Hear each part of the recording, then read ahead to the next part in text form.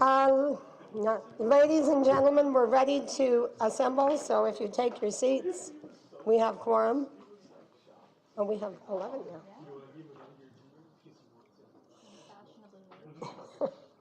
First of all, Happy New Year to everyone. Have a great year in 2018. Are there any disclosures of pecuniary interest from anyone? Seeing none, we have no presentations, no delegations, but we do have a short presentation before PDS 2018, right? Oh, right.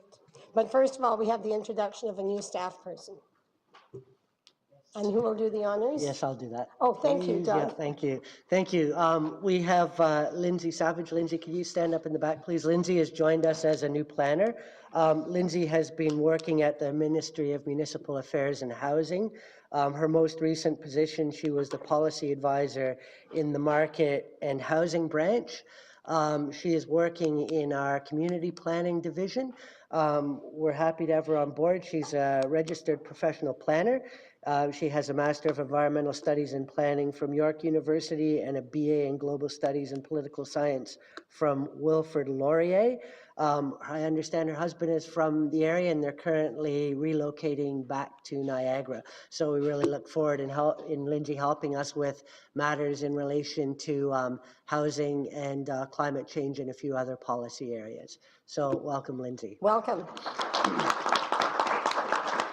Thank you for that, Doug.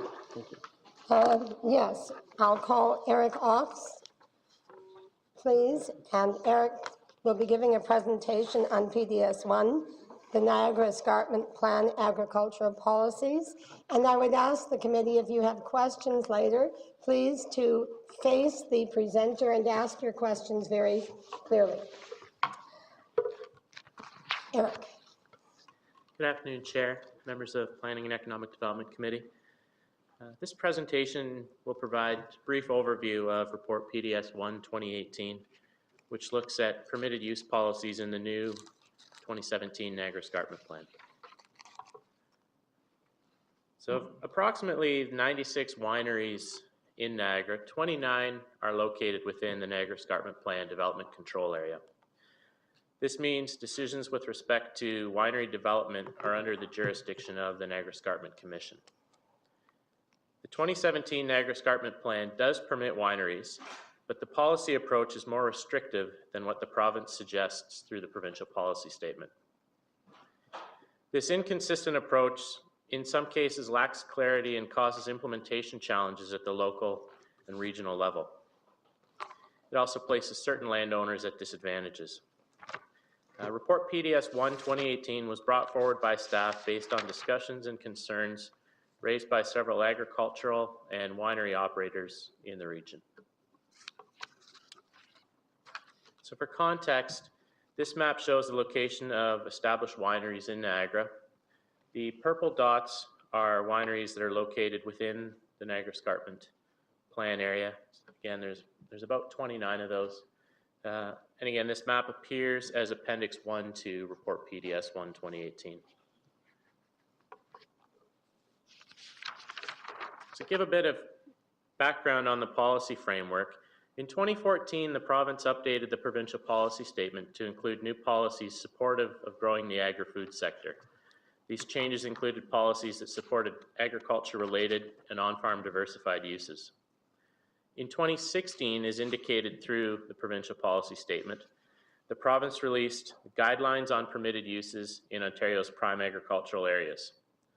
This document was developed as a tool to help municipalities, decision makers, and farmers interpret the policies of the provincial policy statement on uses that are permitted in prime agricultural areas. That's the middle document shown on the slide. This guideline and definitions were used in the development of the 2017 Greenbelt Plan and the 2017 Growth Plan. The 2017 Niagara Escarpment Plan was similarly updated to reflect a provincial interest in supporting the agri-food sector. It now contains policies that permit agriculture-related and on-farm diversified uses. However, it has a separate policy set for wineries. In many respects, this could be considered an agri-specific policy set. During the coordinated policy review, the region, local municipality, and this council submitted endorsed comments to the Ministry of Natural Resources and Forestry, asking that winery-specific policies in the Niagara Escarpment Plan be removed, and suggested that wineries could be better dealt with as an on-farm and agriculture-related use in the plan, similar to the approach taken in the Greenbelt Plan and the approach taken in the Growth Plan. Unfortunately, this request was not considered when the plan was updated. As a result, Niagara and its member municipalities in the escarpment area are now left with an inconsistent policy approach. It removes decision-making from the local level and relies on the Niagara Escarpment Commission to deny or approve applications using what is outlined in the report as an unclear approach to determining use. Page 5 and 6 of PDS 1 2018 outline specific implementation challenges with the 2017 plan with respect to the definitions of uses and the scale of development. For example, it's unclear now how the Escarpment Commission determines if a winery is an agricultural related use or a non-farm diversified use. This subtle difference carries differing restrictions on lot area, differences in maximum building sizes, and even whether or not a use can be permitted at all, as certain land use designations under the plan do or do not allow agriculture-related or on-farm diversified uses. In addition to these implementation challenges, it appears that the Commission has continued reviewing and basing approvals on the policies of the 2005 Niagara Escarpment Plan. This is a significant concern, as the 2005 policies were even more restrictive than those in the 2017 plan. In the 2017 plan, significant restrictive policies were removed in an effort to better support the sector, and the province's transition regulations, when the plan was released, stated that all decisions made after June 1st, 2017, regardless of application submission date, were to be made under the new 2017 plan. A recent winery approval, the most recent one we've dealt with at the region, in December 2017 in the town of Lincoln, has restrictions for the operator. For example, it states what uses can occur inside buildings, what items are appropriate for retail sale. These are based on 2005 policy language that is no longer in the Niagara Escarpment Plan. In short, these restrictions are counterproductive to growing a successful agri-food sector. Staff would like to seek clarity from the Commission on interpretations of the 2017 plan. We'd like to ensure that new applications are reviewed properly under the 2017 Niagara Escarpment Plan. And we'd also like to discuss with the Commission an approach to approvals that were issued between 2005 and current that limit opportunities for agriculture and winery operators, as the restrictions contained in those 2005 to current approvals no longer have a policy basis in the new plan and are opposite to the provincial interest in encouraging growth in the agri-food sector. That is, in short, the overview of the report. I'm happy to take any questions. Eric, thank you very much. Could I have a mover and seconder for the report, please? Councillor Marshall and Councillor Easton, thank you. And now, Councillor Quirk. Thank you, Madam Chair, and through you to Eric, and thank you for the presentation. Eric, I know there's been some conversations. Tony? Sorry? Speak directly to Eric. Sorry. I know there's been some conversations around the differences and inequities between what the Niagara Escarpment Plan says and our own land use policies with respect to agriculture. And I know it's not just happening here in Niagara. I know this is specific to the winery issue, but has this information been shared with OFA, the Wine Council, and other groups so that we can get more buy-in from it's not just coming from Niagara, although it's so important to us, but from a broader support for this sort of initiative? So, to the Chair, thank you for that. We do have in the recommendation to circulate that, but in drafting of the report, we were in touch with a number of agencies that represent agriculture in the area. But yes, sharing this and be getting a bit of support on this as we move forward with discussions would definitely be beneficial to helping it along. Okay, thank you. And through you, Madam Chair, one of my other questions is, we just went through this comprehensive review with the Niagara Escarpment Commission. My recollection, and as I was going through some of our notes, a lot of the submissions that we made to the Escarpment Commission with respect to the review seemed to vary, especially from some of the local area municipalities that we endorsed, were sort of land use planning issues specific to individual properties. But I don't recall, and if I missed it, I apologize, that we actually made a huge submission specifically with provincial policy statements or policy changes around the Escarpment Commission.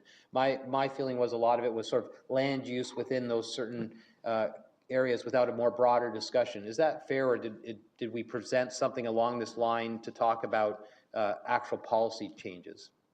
Through you, Chair. I would say that's accurate. The bulk of the submissions with respect to escarpment plan were related to land use. There was some policy language, and there was some specific, there was a specific request in there that the winery policies be removed from the plan and be included in the agriculture section under sort of the same uses you would put towards any other value-added or on-farm use, maple syrup production or something similar. So there was a specific piece on that, but beyond that, in the individual sort of land use designations that come under the plan, we didn't get into sort of piece-by-piece requests on that. Okay, so again, oh, sorry, Rena. Commissioner has a comment. Thank you, Madam Chair. Just to recap, the alignment, the better alignment of winery policies in the escarpment plan area and outside of the escarpment plan area was in fact captured in our request to the province as part of the coordinated plan review. So that was a specific request. And I'll just say through you, Madam Chair, and Eric, like, I know, talking to other colleagues around the province, that the inequities between sort of agricultural official plan policies and the differences and restrictions put within those agricultural policies within the escarpment plan has been a discussion point for quite a few people, and those inequities. So I'm hoping that this directly with respect to the winery policy will open up a broader discussion about who's best to sort of manage the agricultural policies and agricultural properties within the Escarpment Commission, and where those policies are best left with.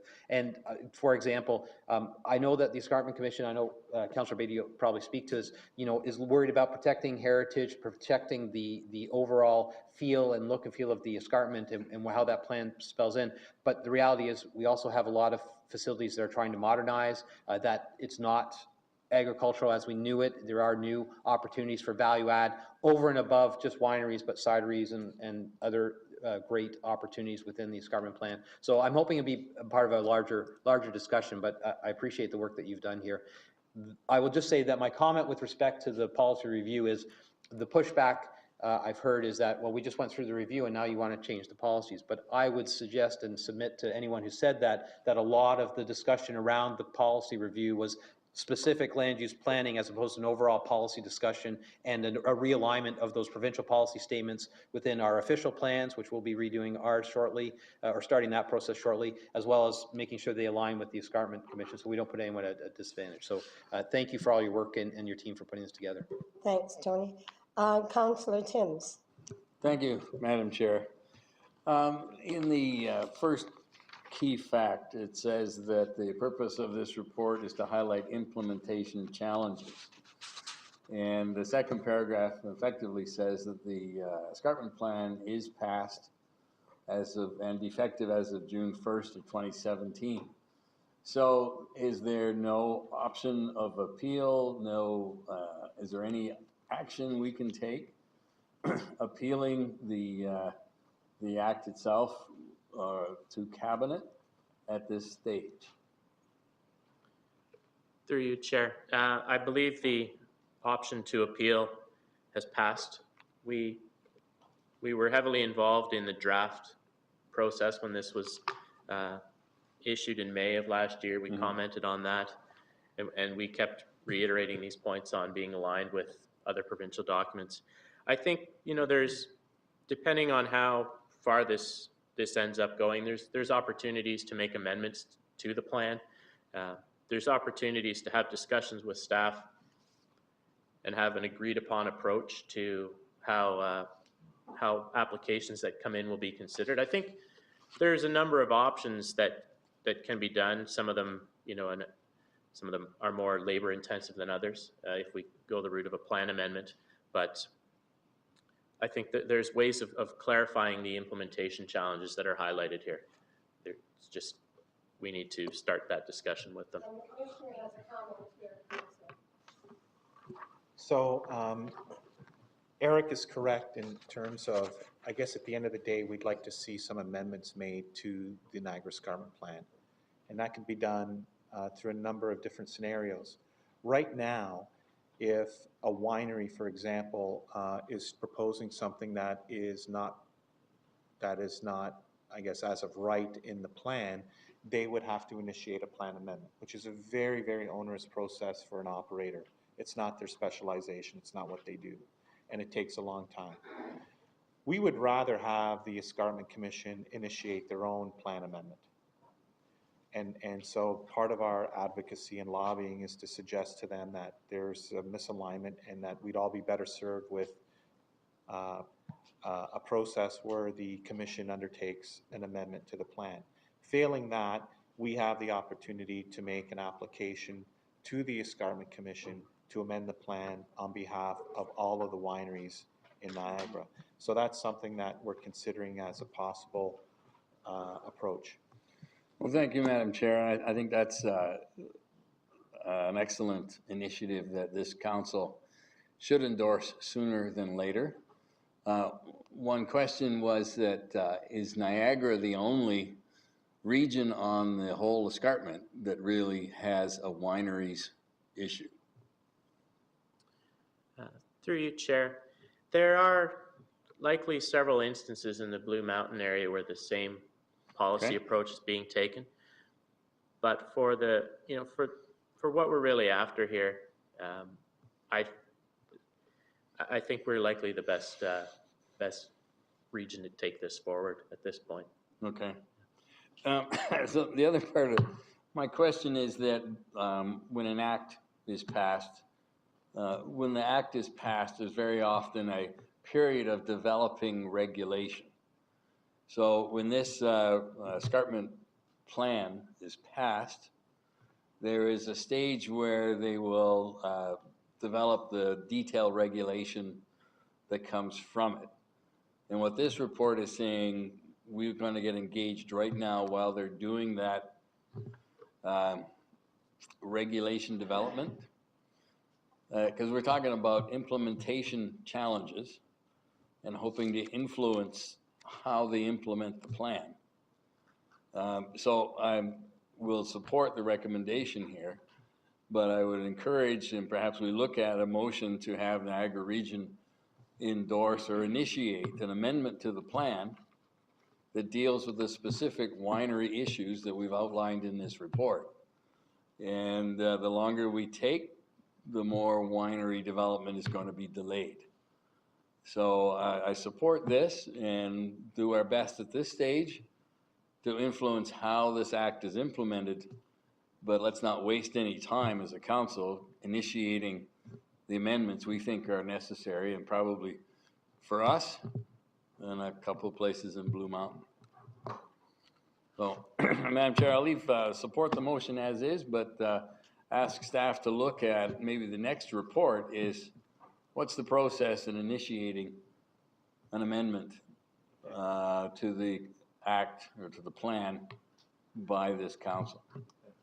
Thank you, Councillor. Councillor Beatty.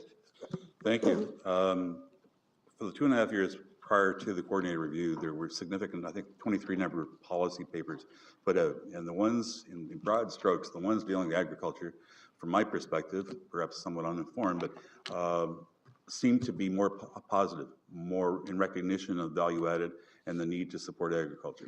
So this comes as a bit of a surprise. I'm not aware of the specific winery that's the case in point here. There may be an anomaly. We've been struggling. The Public Appointments Secretariat has, for months, not filled vacancies. And so for several months, the Escarpment Commission did not meet. There was a couple of months where we didn't even have a chair.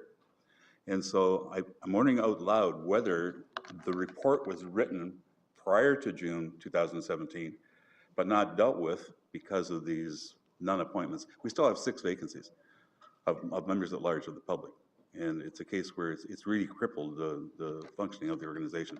So that's the first thing. I'm wondering whether the report was written by a staff member in March, April, May, but not dealt with because of the number of meetings that were canceled or weren't held. The second thing is to go back in terms that I think this presentation should be made. I'd make that a recommendation to add to the recognitions that's here, that this presentation be put on the agenda of the Niagara Escarpment Commission at their next possible meeting that is timely, and have this open discussion. Because from my recollection, more permissive, more supportive of agriculture was the general tone of the 23 policy documents that were done. And I think it is important, it's not just the wineries that might be in Blue Mountain, but it's the cideries as well, a significant number of those. So I think it needs to move forward, be brought as a case example. It may require a reconsideration of that particular motion that was done, but I think that the commission members, most of whom are new, need to be informed of this contradiction. It's news to me because there's so much in terms of detail. News to me that this policy in place from 2017 in June is less restrictive than prior. That's good news from my perspective. That matches with what I recall from the 23 policy documents. So that's my recommendation. We add to the motion, basically refer to this presentation to the nearest meeting we can get with the Niagara Escarpment Commission. So that would be an additional recommendation? Yeah, and for them to reconsider the specific case example based Okay. upon this new information. Councillor Marshall seconded that. Thank you. And we'll wait for the clerks to get that on the screen, or, yeah, we'll go ahead to the next speaker then. Councillor Beatty, are you done? Thank you. Councillor Augustine? Thanks very much, Madam Chair. Yeah, I look forward to seeing what that amendment Yes. is. A couple of questions, and maybe this isn't specific to this, but if we're going to propose that there's a number of changes, how does one ensure that they are specific to wineries? So a winery might make a change on the escarpment and the NEC accepts what we're doing, and a winery does something, and then for whatever reason they sell, and now they have this building. How do we ensure, or are there policies there to ensure the use as a winery so that the escarpment is preserved and people are able to experience it, but that use of a winery is preserved through the process? Does that exist in policy? Through you, Chair. The approval process that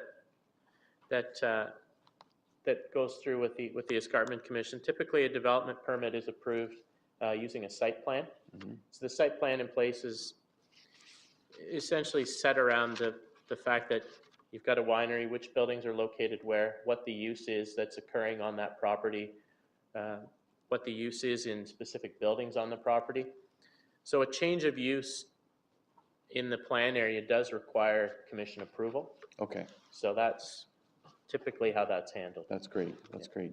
And I know it's kind of adjunct to, but I think it's important, especially when you're talking about making the possibility of making some of these buildings bigger, et cetera, and impacting the escarpment. The key component here is that we want people to experience the escarpment. We want to preserve it, but we also, so that it's not just this word up here, oh, the Niagara Escarpment.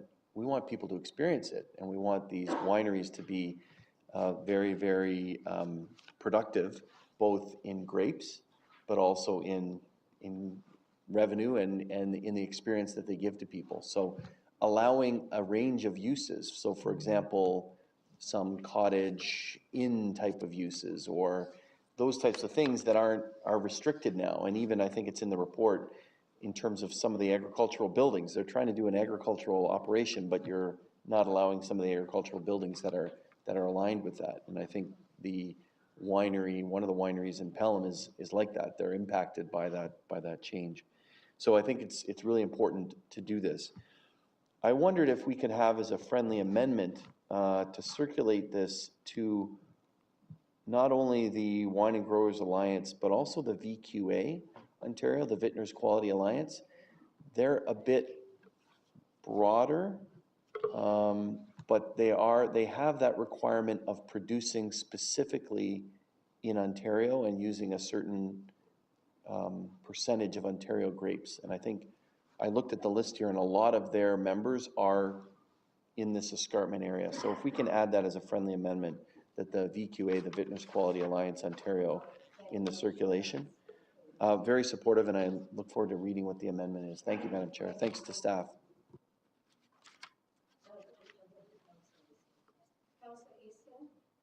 Thank you, Madam Chair. Eric, thank you very much for this report, and I'm very pleased that the region are looking at taking this forward on behalf of all the producers. I have concerns, and I just wanted to clarify with you. We're really looking for productive property, productive agricultural property. By today's definition, we know that that means planting something and eventually selling something. It's all got to be part of the value chain, otherwise the property owner is not getting the greatest advantage. So I'm concerned when we talk about just wineries. And so change of use, if we could just go back to that. If change of use requires an approval, are we talking about a change in use on the property, or are we talking about a licensing use as a winery or a cidery? Because when I think about change of use, I think about a change from agriculture to industrial, just for simplicity's sake. Could you clarify that? And the change of use in this context would refer to sort of that on-farm diversified or agriculture-related use that's associated with the property. If we're talking about changing from an orchard to a vineyard, that's not something that is under the jurisdiction of the Planning Act or the Niagara Escarpment Plan. It's really if you've got something that is an agricultural operation and they're wishing to add some sort of processing or winery use to that property, that requires approval. If then that is subsequently purchased and it's going to be converted into some sort of other processing use differing from a winery, that again is subject to a new approval with new conditions. But changing use of land in terms of crops that are on the ground or field crops that are planted is not something that falls under the jurisdiction of the plan. I'm not sure if that gets to. Yes, the commissioner question. would also like to add something. So maybe, thank you, Madam Chair. Just to speak to a little bit about what we're talking about is the development approval permit system, the development permit system that the Niagara Escarpment Commission uses within a development control area. It's different than zoning and it's different than official plan designations. So as Eric mentioned, in terms of changing the agriculture, what you're growing, what you're producing on the land, that does not require a development permit approval. But any change to a physical building or the use of that building likely requires a new development permit application. And there's a process associated with that. So that could include, for example, expanding the size of a restaurant area. It could even include what historically, if you choose to offer different commercial items for sale, different products, that could potentially require a permit. If you have accommodation and you choose to add a room or expand an area for accommodation, that could require. So it's quite granular. And this is the difficulty that a lot of the businesses in the escarpment area have, that as they try to respond to market conditions, it requires a process, and that process takes a significant amount of effort and time. So, Madam Chair, through you then to either the commissioner or the presenter, is it your belief that by entering into this dialogue, that those issues as described by you and by the commissioner will all be addressed? Yes, I believe so. Through you, Madam Chair, that's our intent. Our intent is to align the regulations, if you will, for wineries in the escarpment plan area to those that are outside the escarpment plan area, which are more generic and do allow for significant more flexibility and ability to respond to changing market conditions and the needs of the visitor. So that's our intent. That's why we're moving forward with this, because we've been hearing, as you know, and you have as well, from the wineries in your community, that it's difficult and they can't do it on their own. So we've come forward to provide that coordinated assistance. Madam Chairman, this is not a question. Thank you very much for that. That's very helpful. I think it's important for all of us to understand how truly granular and ridiculous this is. And I use that word very broadly because the only people that are suffering here are people who are trying to operate their farms in full production.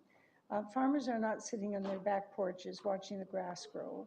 And yet these policies somehow give a message that this pastoral view of farming in this day and age is just that. And it doesn't help when people that come to live in rural areas get a sense that that is the way things look and that's the way things operate on agricultural land, and then an application is made to start functioning as a full and legitimate farm, everybody's surprised and amazed. So I'm very, very pleased to see that this is going forward. But Madam Chair, I don't want to miss an opportunity here to follow up on Councillor Beatty's comments.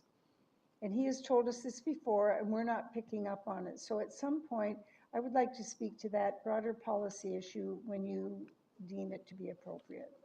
The lack of membership on the? Yes. Right, okay. Yeah. Perhaps under other business? Yeah, that's Thank you. fine. Thank you very much. Thank you. Thank you. Councillor Marshall.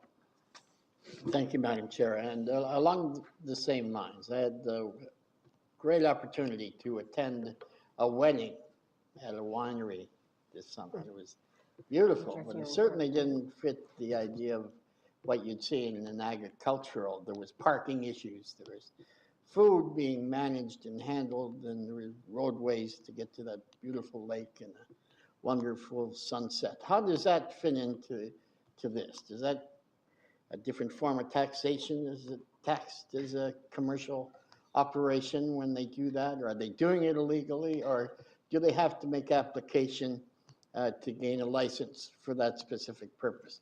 I understand it's very tough to get a date. Not that I need one, I've been married a long time, but it's tough because of the demand is great, and I think it's a real adjunct to the farmer. But if you could explain, please. Through you, Chair. We do, in the report, get into the event component a little bit. Typically, events it varies on a case-by-case basis depending on when an application was approved. There are certain instances where outdoor events with tents are permitted as long as there's not a permanent tent sort of type of use. And there's other instances, such as a recent approval we got for a winery in Lincoln, where they're not suggested that a hospitality event is not permitted, which would require, that type of event would require additional approval from the Escarpment Commission. That's just in the Escarpment Commission area. As in the Greenbelt plan area, so outside of that level of decision making with respect to events and hospitality is at the local level through zoning bylaw or a local bylaw as to whether or not that would be permitted. Thank you very much, Councillor. Thank you. I see no further speakers.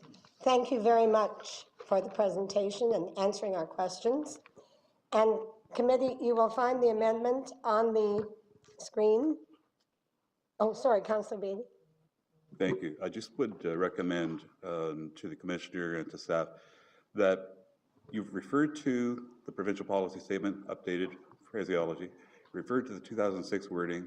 I recommend that you put an appendix to your report so that the commissioners can see this is what it was and how restricted, this is what it is now, et cetera. So they know clearly the basis for the concern. I think that would be very helpful. And I might add that the pattern seems to have been none of the former commissioners have been reappointed. And there are quite a number of people with new faces, new ideas, and we've had some major discussions which have been far more permissive than they were in the past. So it's the right time for the right audience. I would say probably I'm one of the most senior members now after 8 years in terms of that commission. So you've got a fairly new director, a fairly new general manager, new member for Niagara on staff. Like I even wonder whether that report was done by Martin Killian before he retired in January. So we may have a specific item here that will solve the issue, but I think we will have receptive ears, especially if we give them all the information that we referred to. Thank you. So we'll take that as staff direction. Okay. The mover and the seconder, Councillors Marshall and Easton, do you consider this a friendly amendment? Thank you. So can we put the whole of the recommendations on the screen? Because there was a further amendment, I think, on the VQA. Madam Chair, just wondering what happened to Councillor Tim's suggestion. Is that staff direction and we look forward to that coming back to us? The idea of an application, so kind of belt and suspenders. Madam Chair, I think what would be fair is, given the fact that there's direction to deliver a presentation to the Commission, I'd like to take advantage of that opportunity and then report back to this Council and seek authorization for the plan amendment. I would like to lay out what the process and the resources and what that looks like. I think that would be fair, and I'm sure the committee would appreciate that. It would be, I wouldn't say it's a major initiative, but it's, you know, it's something that we'd have to bring some attention to and would take some time. All right. Councillor Timms? Thank you, Madam Chair. Just to follow up Councillor Augustine, I think that it needs to be noted in the minutes as a direction to staff. All right. So we that can it's do there that. to remind everybody. Thank you. Great, thank you. That is the complete recommendations with the amendments that's before you on the screen. So if you're ready for the question, I'll call the question. All in favor? Any opposed? And it's carried unanimously. Thank you. Moving on to PDS 2-2018, the new MOU, part one of the new MOU with the Niagara Peninsula Conservation Authority.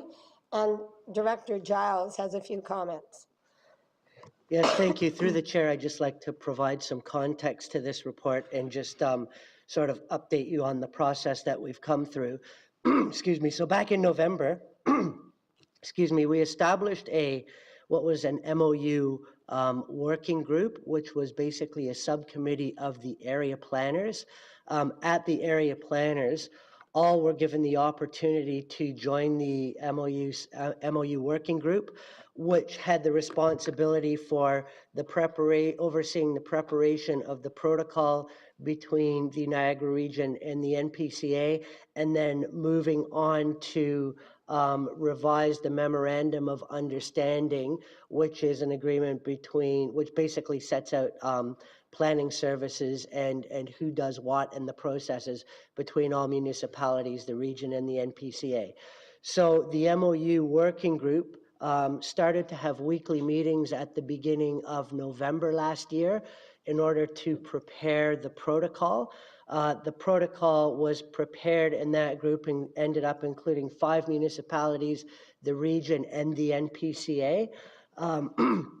The protocol was then distributed to all area planners and discussed at an area planners meeting prior to the end of the year. And basically, there was agreement, I would say unanimous agreement across the MOU working group and the area planners on this protocol. So what this protocol does is it basically documents who is responsible for what.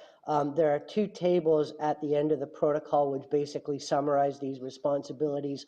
One is responsibilities for planning application review with respect to environmental features, and the second table is implementation responsibilities. So I think it was a very useful process to have the municipalities involved so that we had a lot of robust discussion on this. In the end, these two tables basically are an excellent summary. The intention now is once the protocol is approved, is we are moving on to the next step, which is preparing the MOU. Now, the protocol had to be prepared first because what the MOU does is then identifies all planning processes between all of the agencies, and we had to identify who is responsible under the protocol before we move to the next step of identifying processes, because some of these responsibilities are included in the processes that will be outlined in the MOU. With the protocol, we also did circulate that to Niagara home builders, and we did receive a comment from them. They are concerned with the process involving environmental impact statements and species at risk. It is something that the working group too has identified. It's not a very clear process at the best of the times, and what we have endeavored to do and what we have included in this report is to put this as a priority process to identify. So we are going to engage with MNRF and try to identify this process a lot better as a priority process in the MOU. So that just provides you with a bit of background. So again, the next process once the protocol is approved is to move to the next stage, which is actually preparing the MOU, which in the report we submitted to council, I think it was back in October. We expect that to occur during the first 6 months of this year.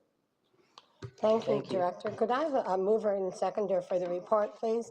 Councillor Maves and Councillor Annunziata. And questions or comments, Councillor Timms? Thank you, Madam Chair. I understand from the report that the City of St. Catharines was one of the participants in the working groups. And before I support this protocol, I would like to know what St. Catharines had to say about the previous protocol, this protocol. Does this match what St. Catharines has to say? So I'd like to see the comments, minutes of meetings, whatever. I'd like to see what St. Catharines had to say before I support this. Is that possible? Councillor Wilk has an answer to your question. Okay, through the chair, I guess the process of working through this protocol was basically sitting down with all of the representatives from the 5 municipalities, MPCA and region, and actually going through the report item by item. So what we did, so we didn't necessarily take any minutes, but what we did was we started off with a form of a draft report, and then at each meeting, we would go through every section of the report, specifically the tables that were very important, and did a lot of work on structuring the tables, talking about how the tables would be prepared. We even sort of added tables and took some out at the time, so it was very much a work in progress. At the end of the day, we basically had consensus from everybody. Basically what all this protocol does is it clearly defines the roles and responsibilities under legislation that each of the organizations are responsible for. So a lot of it was just clarifying the language around that. I mean, I would say we didn't, we had a lot of robust discussion, but in the end, we all had agreement that based on the regulations, these are the agencies that are responsible. So there really wasn't really much of an argument. It was just clarifying all of those things. So from that perspective, I think that it is correct. St. Catharines didn't have any objections. They were involved in the conversation. I think it's really the next step, which is the MOU, which will really have to iron out how these specific requirements and regulations and who's responsible for what will really fit into the processes that have to be identified. So from this perspective, the protocol is really just summarizing existing regulations and clearly defining who is responsible for what.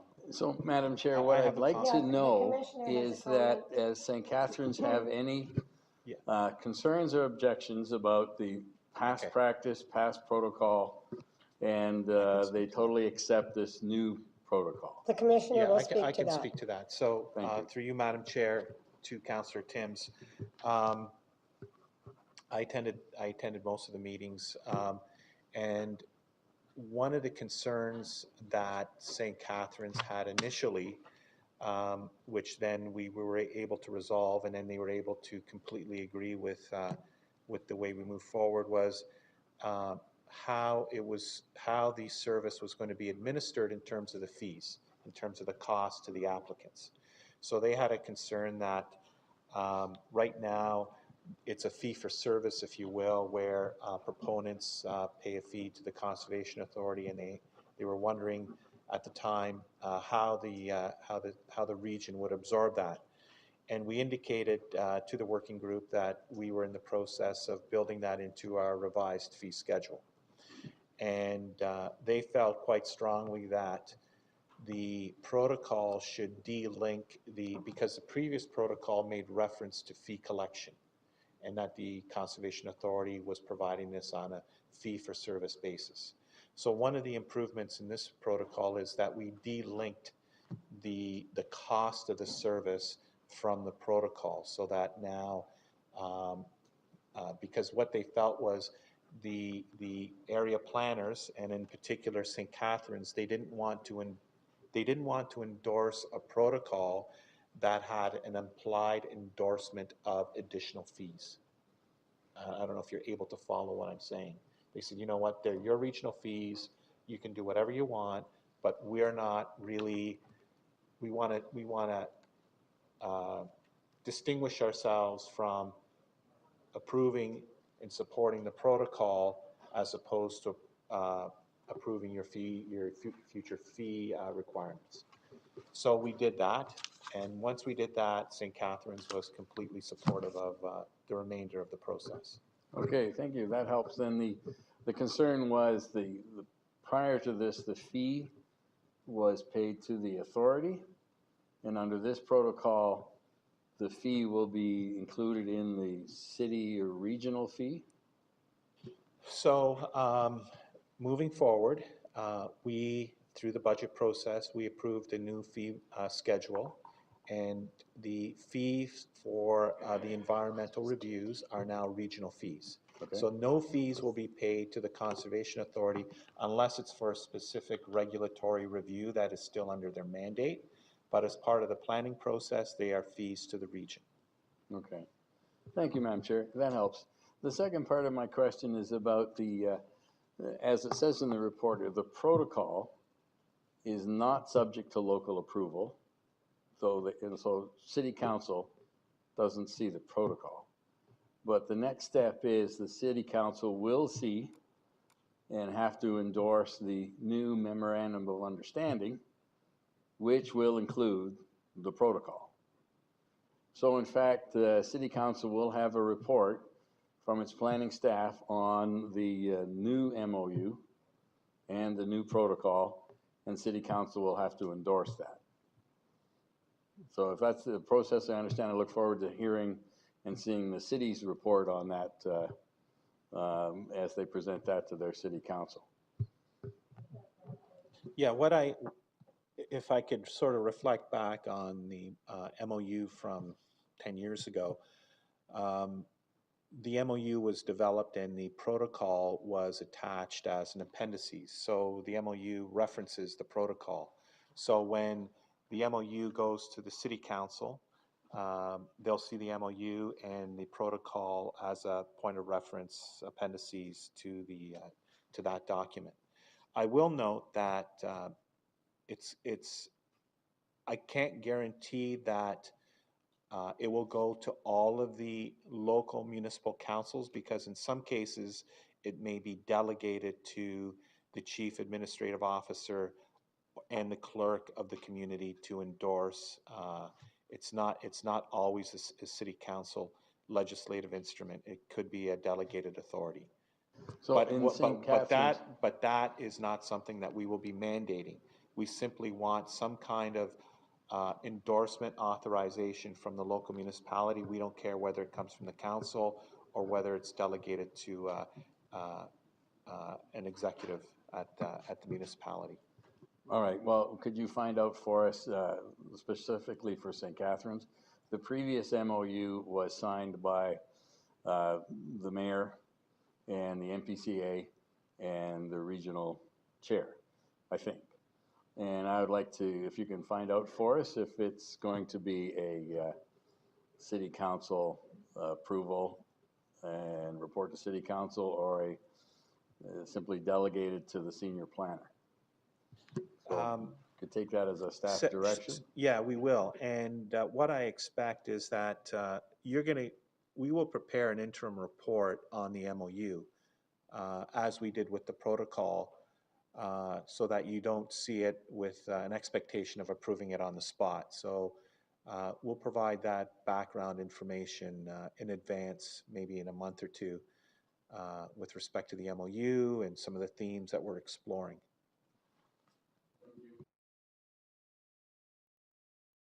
Thank you. My questions are somewhat operational and may or may not be appropriate at this one time. I've got two areas that I'd like to question. The tree forest conservation bylaw. What's the status of staffing with regard to that at the moment, if any?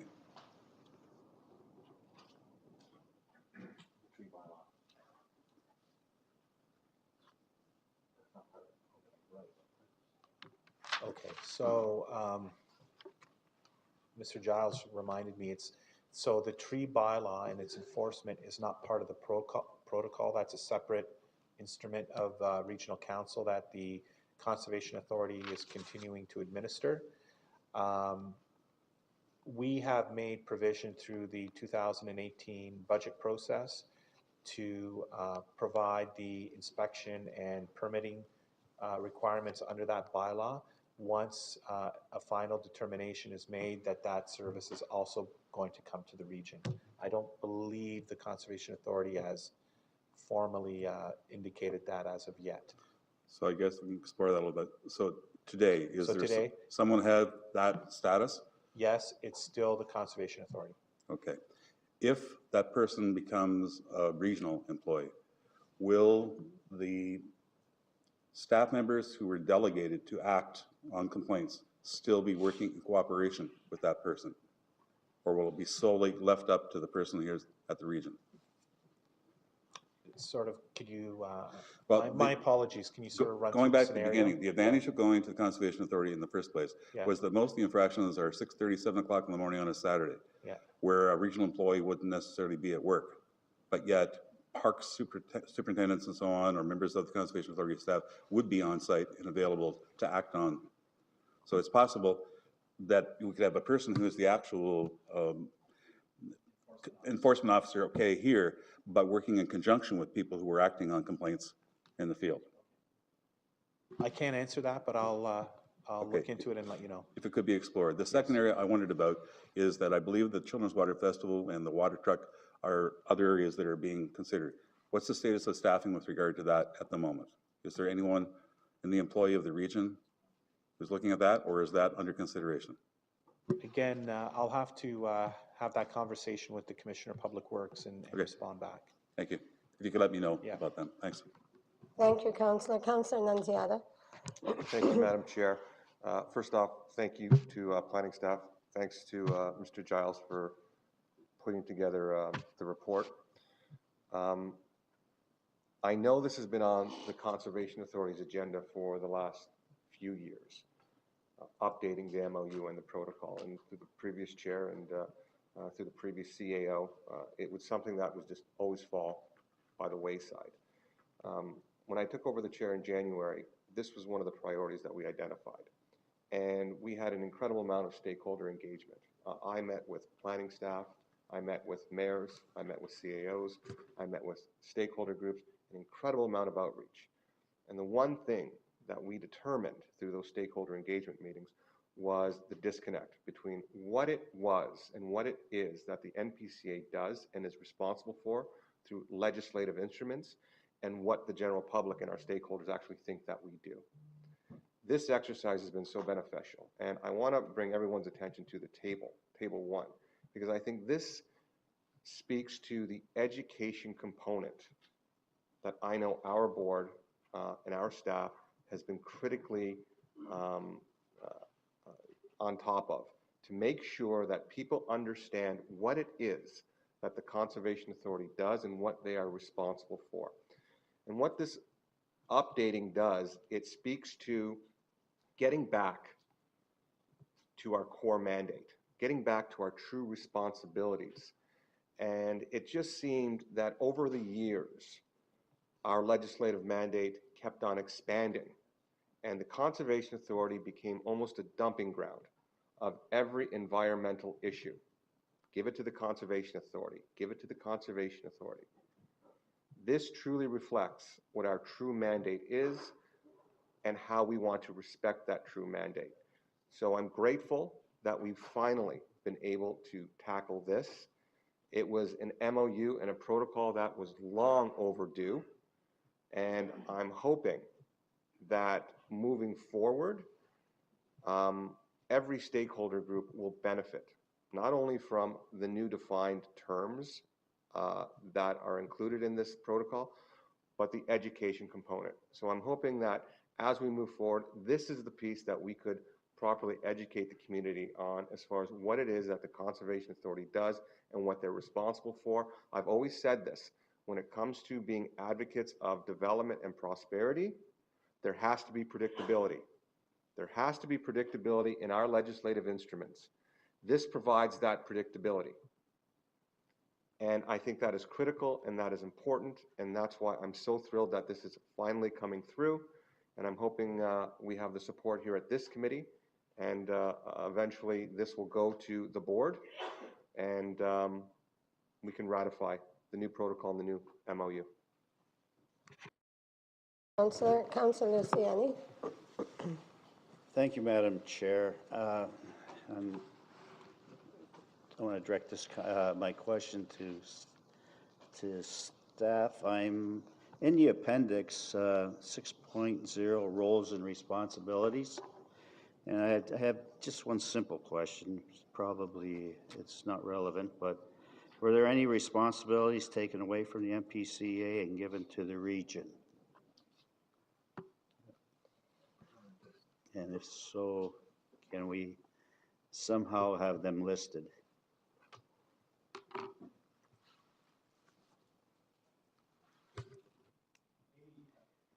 Clarify, when you speak about responsibilities. Well, when you look in the appendices, this is Yeah. roles and responsibilities. It has all the responsibilities of the MPCA.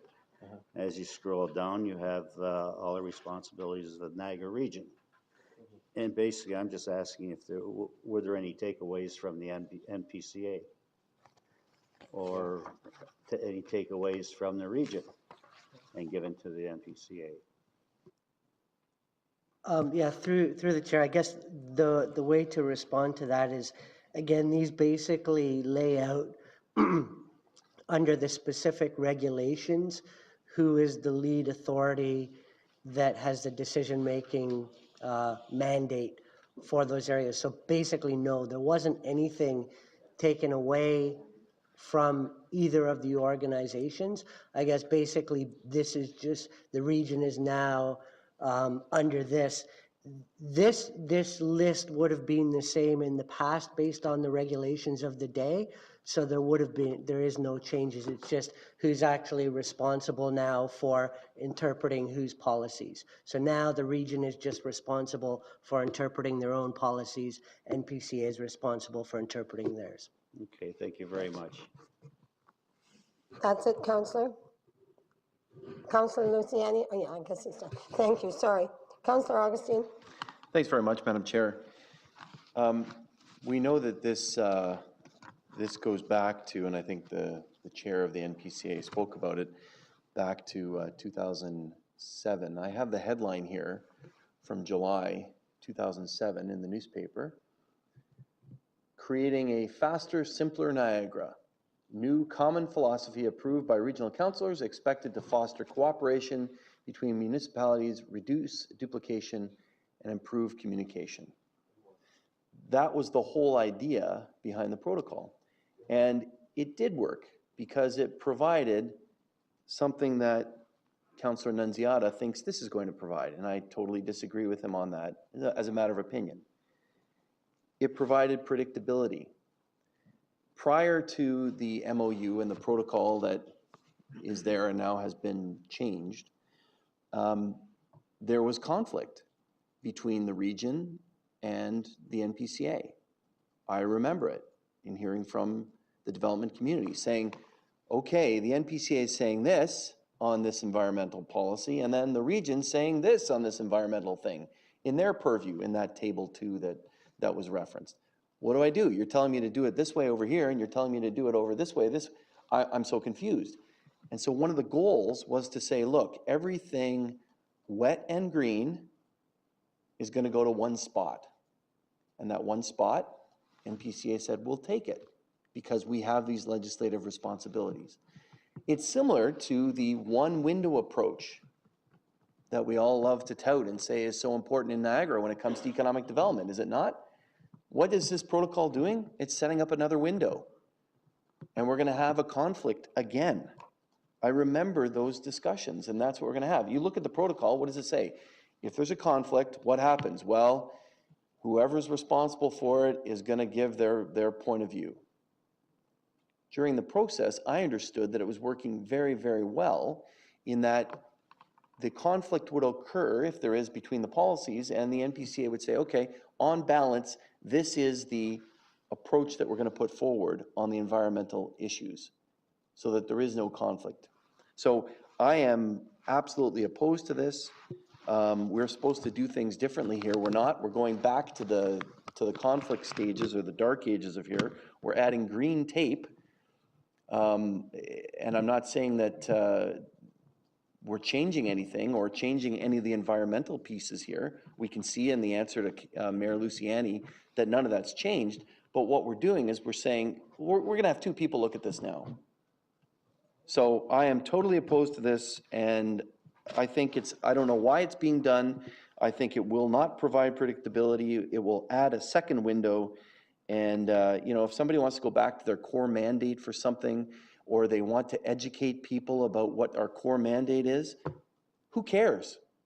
That's not what the development community wants. I don't want to be educated. I want predictability. I want stability. I want my application to know, and I want to know what's going to happen when it goes through, and that's not what's going to happen. This is an education process. I'm absolutely opposed. Thank you.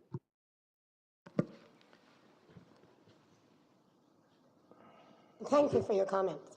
Councillor Quirk. Thank you, Madam Chair, and I want to support the motion. And unfortunately, Councillor Augustine gets on his high horse and speaks with a little hyperbole. No, Councillor. Well, with respect, he's making misstatements again to this body and to the public, and I'm sure they're already been sent to the standards so they can write the story that gives him the right headline.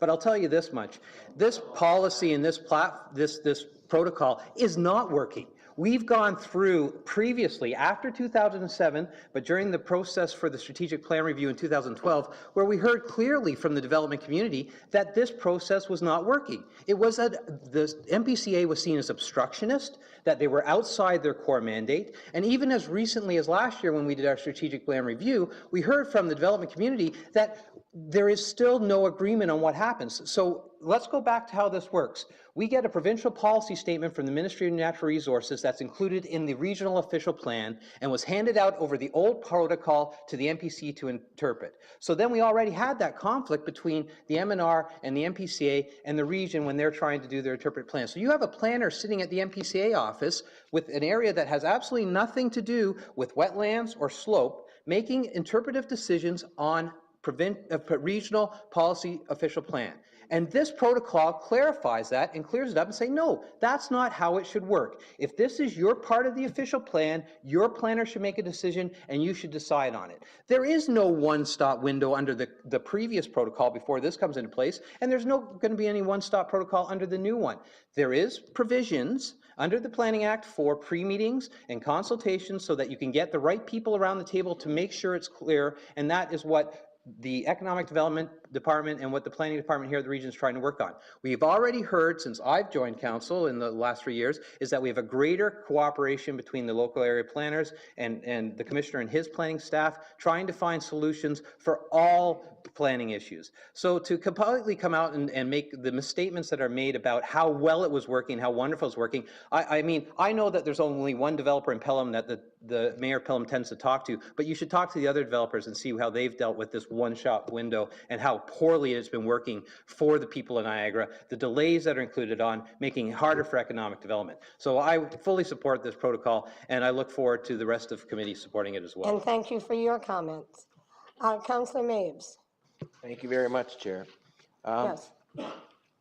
I fully support the process. My recollection of 2007 to 2010 is a little different than Councillor Augustine's. I recall that between 2007 and 2010, almost exactly, as a former provincial MP, as someone who was active in politics, I could not believe the amount of negative comments that people kept saying to me about the NPCA. And I remember thinking to myself, you know, did someone get turned down for an application or a permit? Did someone's permit get dragged out? Is someone just kind of bitter? But more and more people, lots of home builders and developers, but also planners and farmers from Niagara Lake community. Remember, I ran in Niagara Falls, Niagara Lake, and Fort Erie, so I couldn't believe the amount of negative feedback that I got about this one agency. And I didn't know if it was fair and reasonable or if it was just people with a bone to pick. When I got elected in 2010, I said, I can take this seat on the Conservation Authority board because my colleagues from Niagara Falls were willing to put me on that. I actually had to run for the seat against Barbara Greenwood, who is a regional councillor from Niagara Falls, and I was elected by my colleagues. I then got onto the board and ran for board chair, and I won. And I remember coming into this place after I'd won to become board chair, Councillor Zimmerman, Councillor Bentley, and several other councillors, when it was announced that I had become the new chair of the Conservation Authority, came to me after the session and said, boy, have you got your work cut out for you. There are a lot of problems with that organization. It needs a lot of fixing. I obviously, it was 7 years ago. I can tell you the exact words. I'm not going to try to quote them exactly, but they weren't the only two. There were a lot of people in this horseshoe that said the same thing to me. When I became the board chair, Councillor Beatty and the previous chair, Mr. Ransom, had already initiated a process to do a review of the Conservation Authority and where it was at. And that process, they'd already tendered the process, and out of it, they hired Todd McDonald to do a review and to go out to the public, to farmers, to planners, to developers, to home builders, to environmental people, and to find out about the agency. It was not a pretty report that came back. I was skeptical when they hired a guy because a lot of times organizations hire a consultant to come back and write a report telling everybody everything's great and what you want to hear. This guy was impressive. He came back, he had all kinds of public meetings that were attended by hundreds of people. And he came back with a scathing report that never gets talked about anymore. It's brushed under the carpet. Someone should go back and read the report. It was a very impressive report.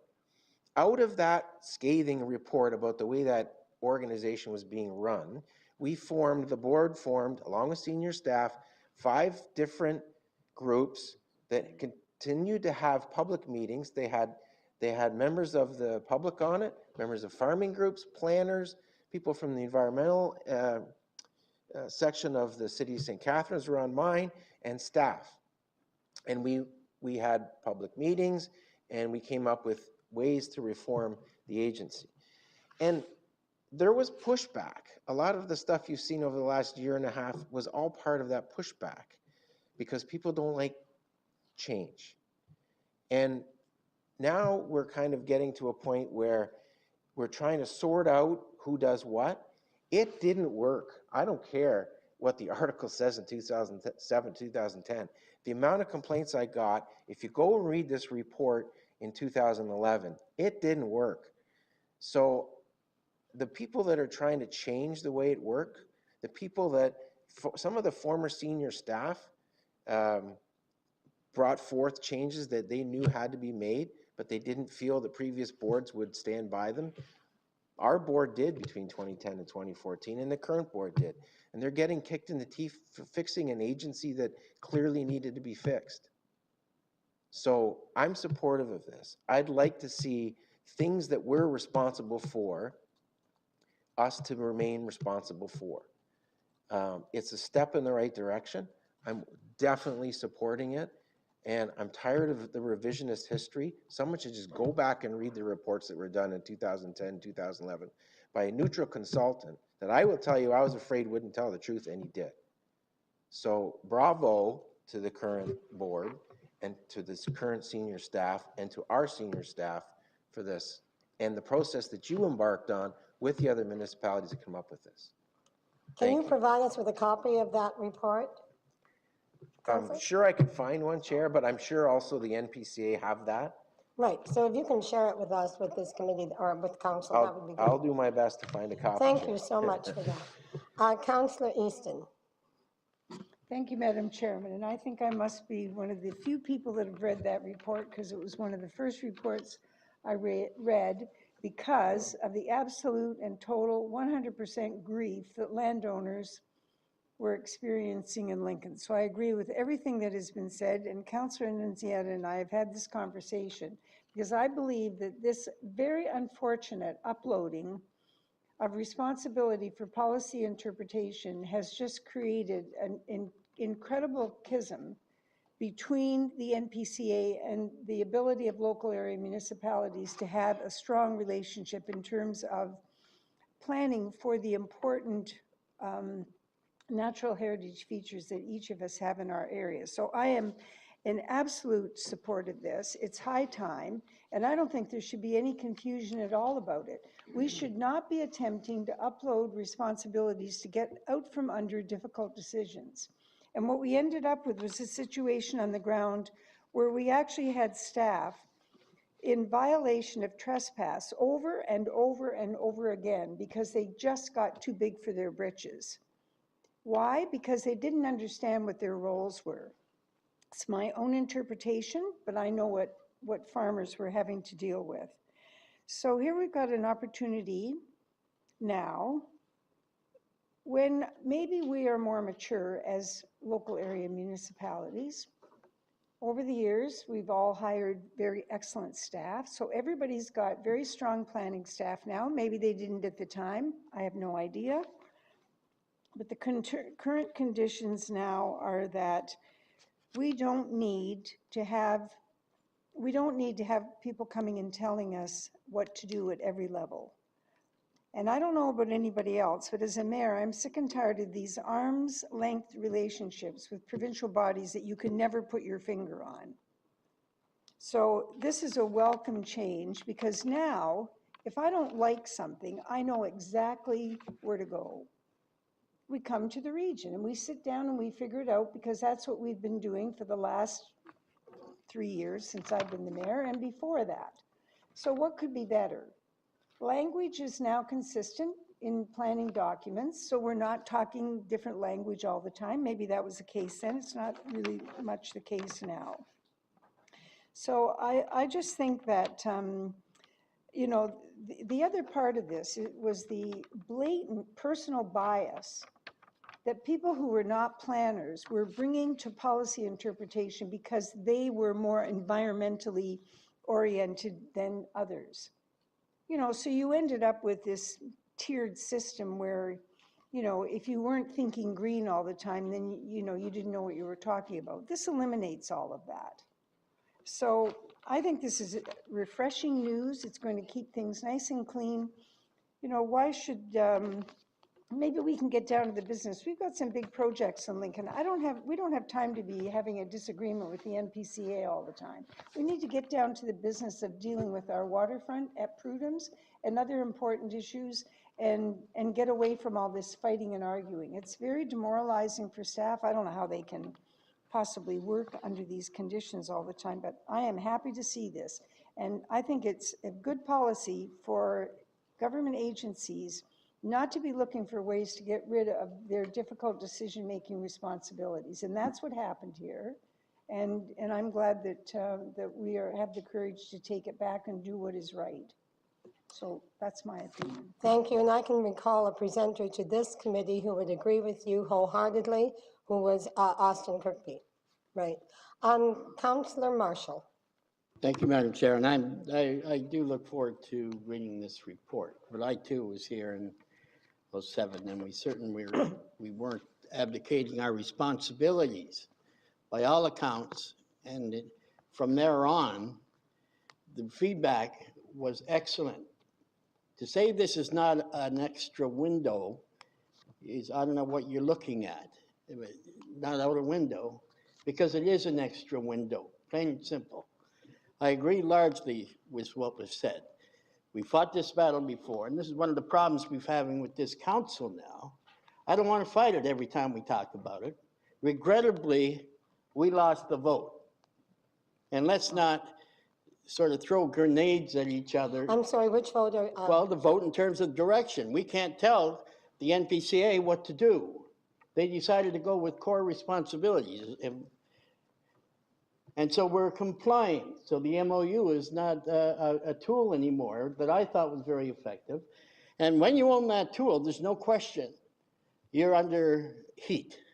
And did it impact negatively on the NPCA because they owned the responsibility and we paid for that purpose, for that process? They probably did. And maybe that's a good reason why they should get away from it. I get that. But to say this is better, I don't really believe it. I am going to support this because I believe the process is down the road and this is where we're going. And I don't want to fight it every time. I don't think that's appropriate. We have other battles to fight as this term comes to an end. Thank you. Thank you very much, Councillor, for your comments. Now we have two speakers who wish to speak again, which I will allow, and only two because that's enough. Councillor Beatty. Thank you. I'd like to commend Councillor Maves. He's got the historical perspective. He's quite correct. The arrow was already put into the bow and it was pulled back during your term, and the ship had to be righted. There's this perception that NPCA is in trouble. It's broken. No, it was broken and it was fixed. I think along with that report would be great reading for every person here, in particular the mayors and some councils who seem to be listening to other ill-informed voices, that not only we have that report, but we have the updated conclusion by the same consultant as to how much progress has been made in the last 4 years in doing what's right for the people and doing what's right for the environment. So I'd like both reports circulated and perhaps a special presentation. This isn't something for a 10-minute presentation. This is something that we need to get out in the public. I hope that it will coincide with what will be coming as the Auditor General report to finally put this story to bed. It's undeserved criticism. The situation was NPCA was broken.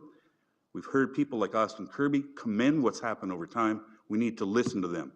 They're the stakeholders that are important in this regard. I support the motions that are before us. Thank you. You spoke of two reports. So we have one report that Councillor made. It's the beginning stage of where we were then. And now we have a report that says, here we are now after 4 years of a strategic plan responding to those concerns. So could we make sure we get those two reports, Councillor Nunziata? Thank you. Would you like to speak now? Just quickly, Madam Chair, I don't want to take too much more time. I firmly believe this is the right direction to go to. I will say this, though. Anyone that seems to think that we're somehow shirking our responsibility at the Conservation Authority, they are 100% wrong. We want to fulfill our mandate as legislated by the Conservation Authorities Act and renewed under Bill 139, plain and simple. We have over 2,870 hectares of property, of sensitive property that we are responsible for. That will continue. We have 39 conservation areas that we have to manage responsibly, effectively. That will continue. That's where our focus will be, and it will continue to be that.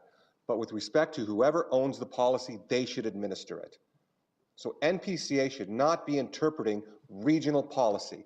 That's the point of disconnect. That's the point of the MOU and the protocol, and that's the more effective way. So to suggest that now there's more green tape, red tape, another window being created is absolutely false. We will take care of what we're responsible for, the region will take care of what they were responsible for, and we will work collaboratively and cooperatively together to make sure that investment and investors know that it's a predictable and stable environment here in Niagara. That's all, Madam Chair. Thank you so much, Councillor. Chair Caslin. Thank you very much, Madam Chair. And on this particular issue, I have strong feelings that it's time to move politics aside. You know, we've seen the NPCA go through a very difficult patch in their recent history, but that difficult patch was necessary to correct wrongs that existed. You know, we talked about doing business differently at the beginning of this term, and this is a great example of that. This is a great example of getting more efficient, offering better customer services to those that matter in our community, those that have a stake in the game, those that have an investment. That's what's important here. You know, I'm glad to see that this mess is finally getting cleaned up, and I'm glad to see that the NPCA has finally gotten the traction that it deserves. And anything else, any other suggestion would be disingenuous at this point. The NPCA is finally doing something right, and this is a great example of what they're doing. So I appreciate this report coming forward, and I will be supporting it. Thank you very much for that. Seeing no more speakers. Yes, thank you, recorded. Yes. And if you're ready for the question. The vote is open.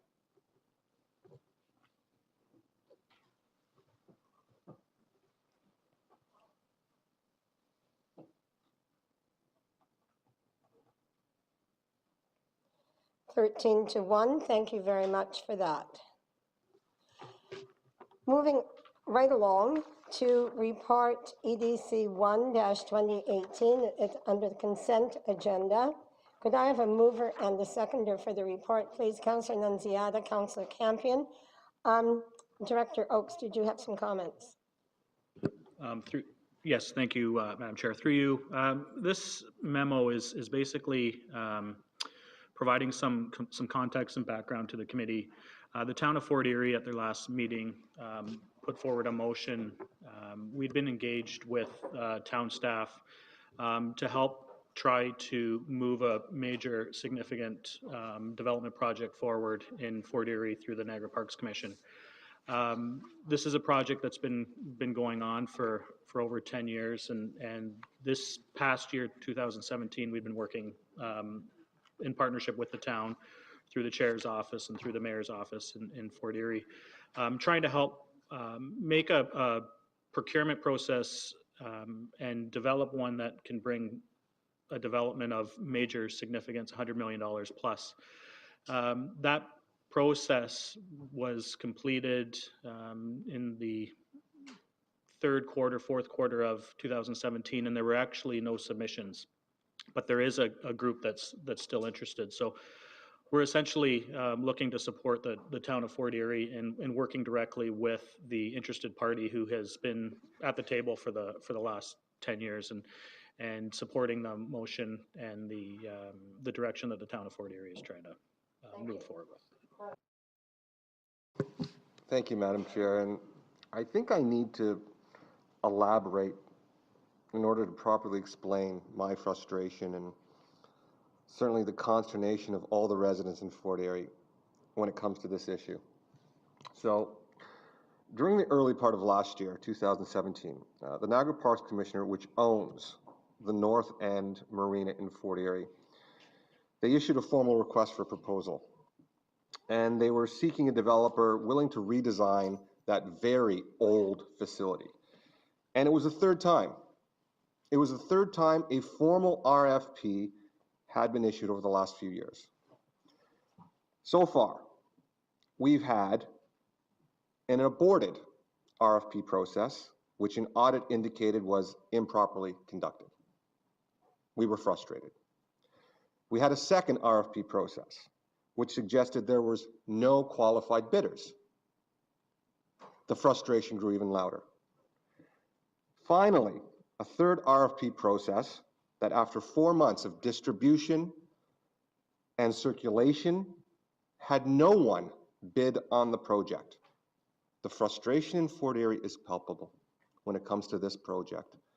And all the while, there's been a very conscientious and responsible developer that's been with it from the start, since 2005, Warren Dack, and he's still stayed in the game. So, I reserve judgment despite the perplexing and disappointing nature of this whole process, because I understood that there was a closing process where the NPCA were going to hold debriefing sessions. And out of those debriefing sessions, they would somehow come back with some feedback that would guide their next steps. So my question is this: have those debriefing sessions taken place with the NPC,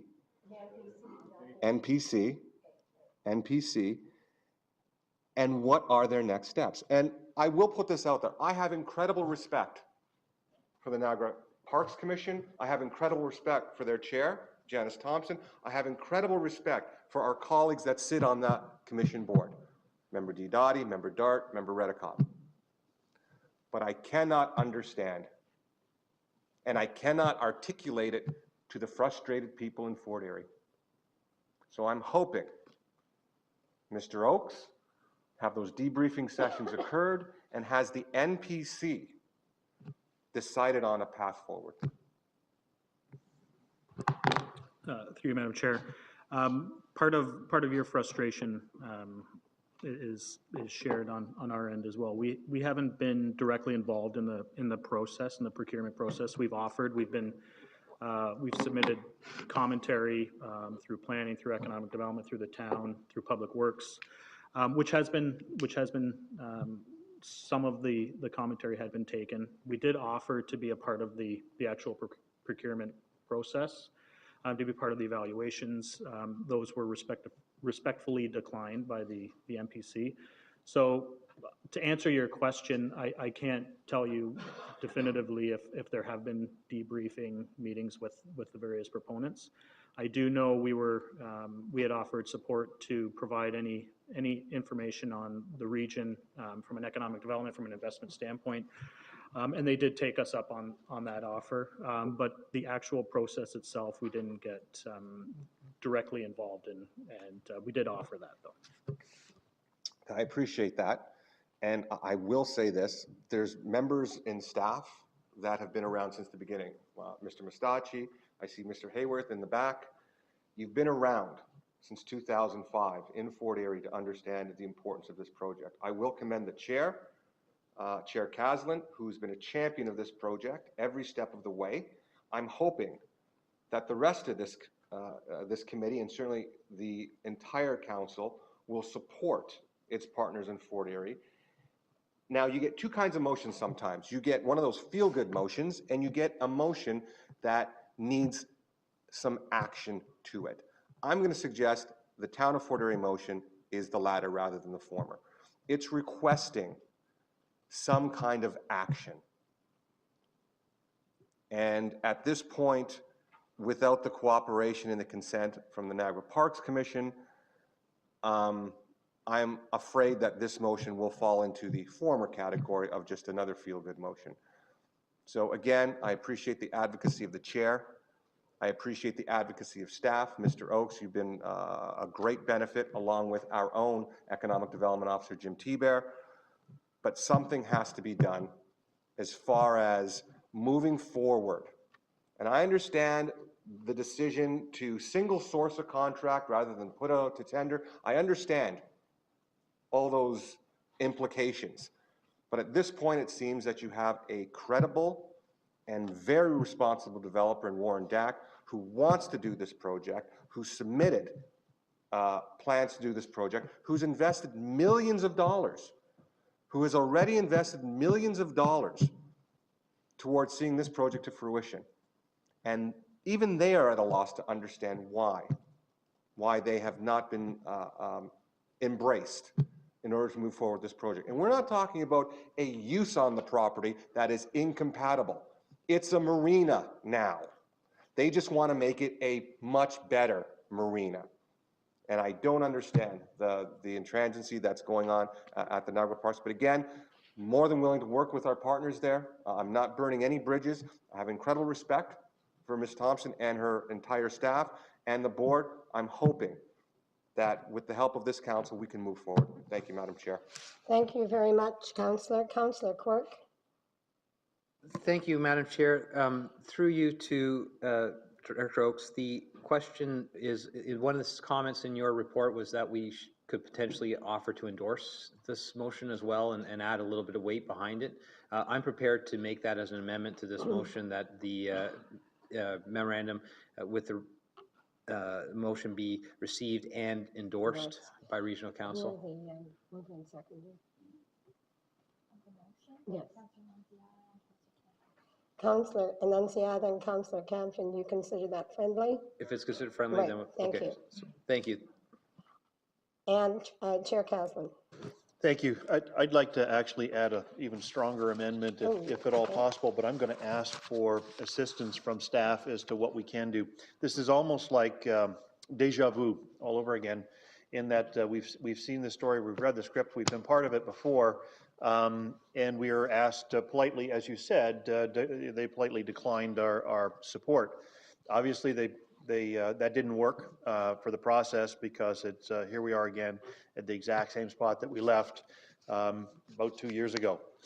How can we re-engage and be part of the process to assist all parties who I truly believe are all trying to do the right thing? The MPC, Warren Dack, the province, the city, the town rather, and the region, all trying to pull in the same direction, but somehow there's no alignment.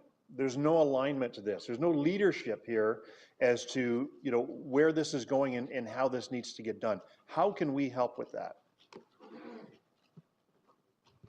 Yes. You, Madam Chair. I think, from our perspective, and maybe we'll have to get a bit more information through our procurement office, but the MPC went through a formal RFP process and didn't receive any submissions. So the contention is that process has been exhausted. So why can't you now go directly to the developer, Warren Dack, who's still showing interest? The opportunity was open, and there weren't other groups that submitted. So the opportunity has been presented. The process that they undertook, was 4 months in length in terms of trying to get some interested parties into it. So from my perspective, and I would defer again to our procurement staff, but I feel that the process has been completed, and there should be an opportunity to be able to directly deal with the developer. How can we include that? Thank you, Madam Chair. How can we include that as part of this resolution? Does anyone have any on staff? Any advice? We're looking for advice. Do you have advice? Yes, thank you, Councillor. Within the Fort Erie motion, it is the second that Council urges the NPC to engage with Warren Dack to move forward with the marina and resort development at the Millers Creek Marina without any further delays and further. So I don't know if that's definitive enough to suggest that they re-engage Warren Dack. If regional we say- council would like to reiterate that Yeah. somewhere, then I certainly would be open to that as well. Can we suggest, and furthermore, that Niagara Region supports, Reaches out? supports the Fort Erie Initiative to engage directly with Warrendax? Yeah, Is that- and would like to be part of. Yes. Did you get what I said? Shem? And furthermore? We're just trying to get this on the screen so we can make sure it makes sense. And furthermore, Niagara Region endorses, Well, for instance, if they need some the Fort Erie Initiative. if they need some, support with, legal, or we can offer it.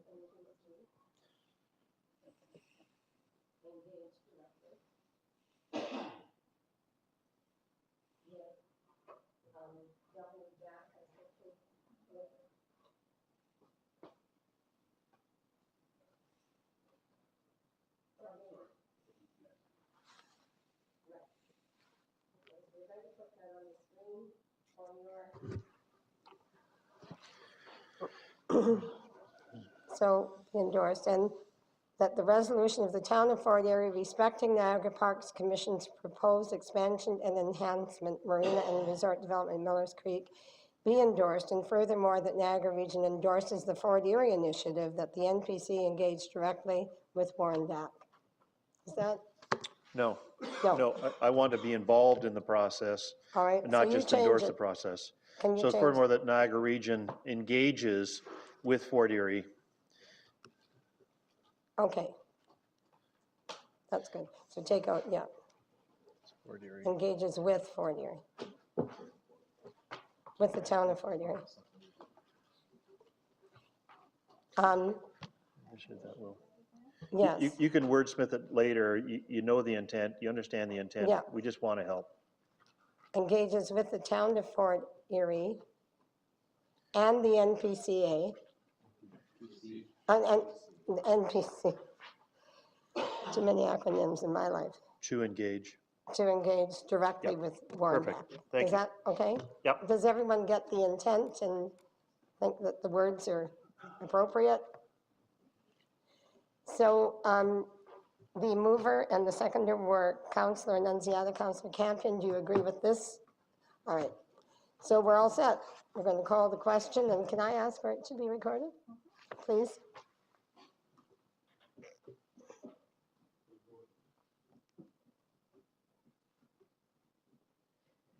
The vote is open.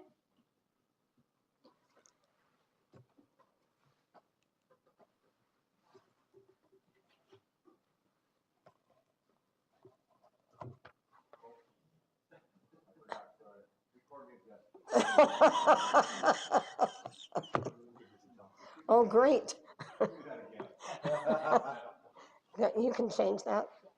Okay, well, no embarrassments.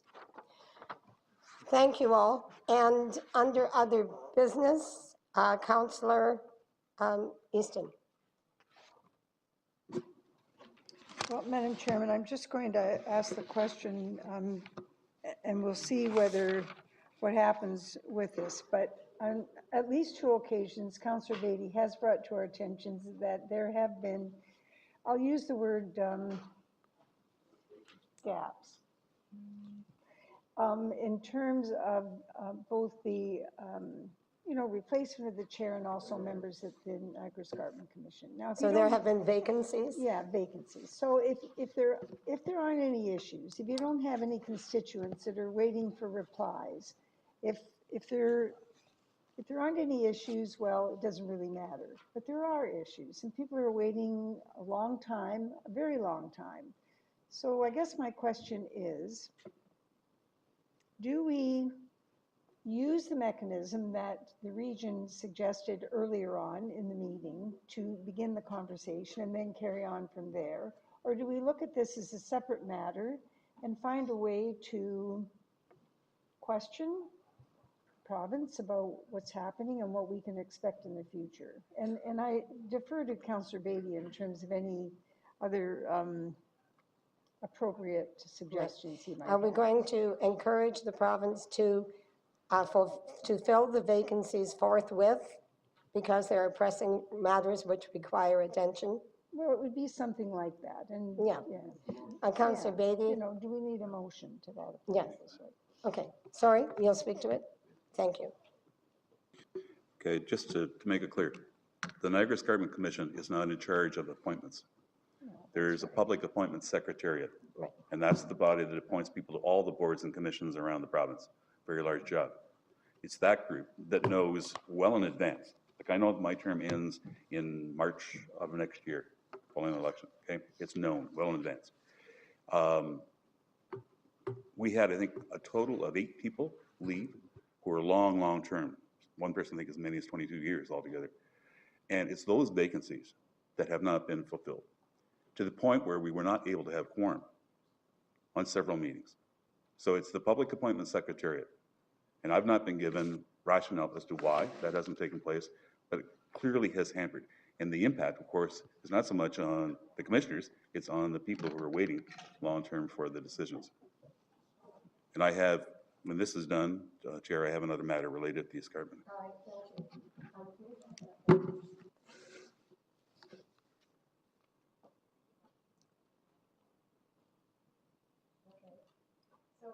Told that we actually did a motion back in July relating to the same thing. Can we put that on the screen easily, Anne Marie? We'll put that on the screen because it's been done once and nothing's happened.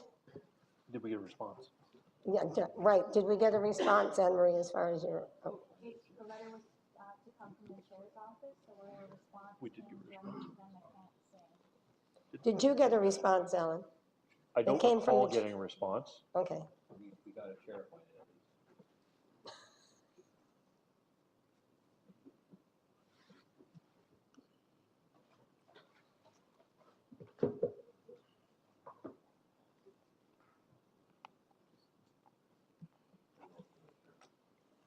So the motion is right at, oh, right. It starts at the bottom on the left, continues on the right, and goes down to where's the real business here? That. Okay, so we've done it once. Shall we reissue that motion? Sorry? Sorry, Madam Chair, my point was before we reissue it, should we find out if we got a response Yeah, from well, the... can we reissue that if we find out there was no response? Is that fair, Councillor Easton, at this point? Yes, I think that's the correct, I think that's the correct Okay. place to start. And then, actually, Madam Chair, if Ms. Norio would send a copy of it, I'm going to be having another conversation as well to find out there's another way to ask the question, to find out why this Right. wouldn't have been responded Okay. to if it wasn't. So if you can if I provide could that to send members that, of the that would be committee. great. So we're going to Councillor reference, Marshall? we're going to reference that and another letter from the chair acknowledging that we didn't receive once we Right, discovered right. that. Yeah, okay. Yeah, Right. Okay. Councillor Beatty? thank you. And I would ask to possibly the commissioner and I to have an opportunity to get together. There is a review about the Escarpment Commission going on, and they're going to be interviewing myself as a commissioner in terms of the pros and cons of what's working, what's not working. And I'd very much like to work with the commissioner in terms of the recent information you provided here today, because I think that will be a very opportune time to get the points Right. across. Thank you for offering, and I'm sure that you'll work it out, right? Anything else under other business? Yes, Councillor Beatty. It is, in a sense, it's related. I was waiting for the end of the reviews, the various reviews, in particular the NEC review, in case there was any mapping changes. My intention is, I've asked for them, they should be ready within a month or two. Planning to present to each mayor of Niagara very specific map about this size of the Niagara Escarpment and the various designations of quality in terms of whether it's natural or protected or whether it's agriculture, et cetera. I think that public, by and large, we go along and we see these signs, you're now entering Niagara Escarpment, it's flat land all the way around. You say, what's this sign doing out of place, right? But I think it would be informative. My intention is to give it to the mayors of each of the members of the regional council, hopefully for distribution in the community. My intention is with the town of Pelham, it's been for some time in the past, been waiting for the updated mapping, is to also have it be provided in the libraries and the schools in the community. It's something that's, that we're part of, UNESCO World Site Biosphere, and I think that we don't necessarily have the respect for it we have because we don't know specifically where the boundaries are. And I think importantly, most people don't know that there are categories of protection in terms of that. So looking forward to that within a month or so. So you will provide that? Yes. Thank you very much. Councillor Timms. Thank you, Madam Chair. I just wanted to request economic development staff, I think it is, for a progress report on the region's tourism strategy. We have the Niagara Gateway Information Center is, I think, firmly in place with a 5-year. We haven't quite got the lease, but it's very close. And there is a nonprofit volunteer organization virtually administering the site. So I think that one's in place, but a staff report on that progress for council would be helpful. And the second part is the second stage of our tourism strategy, which was the development of the Niagara's 5 scenic drives strategy, and what the next step is on that strategy. Director Oaks, is that? Thank you. Councillor Nunziano. For Beatty's comments about the Niagara Escarpment Commission, I did pose that motion, I guess, back in July. And Yes. Just if we can be a little bit more aggressive with that response. Understanding that Member Beatty does a great job on that board. But there is and I think when they look at the makeup, one of the public at large is specific for Niagara. Is that correct? Yeah. So we are operating with, so we should have 2 Niagara representatives on a board with our name in it. It's the Niagara Escarpment Commission. And yet we are underrepresented. And that's not an indictment on Councillor Beatty. He does a marvelous job on that board. But we are entitled to have 2 representatives from Niagara on that board, and we have been underrepresented and underserviced for such a long, long time, and I want to know why. And that was the impetus of my motion back in July, and I still haven't heard the answer to that. Thank you, Councillor. So let's hope we can get some response. Councillor Quirk? No, okay. Thank you all. Nothing else under other business. And our next meeting will be on Wednesday, January 31 at 1 in this chamber, and thank you very much. The meeting is adjourned.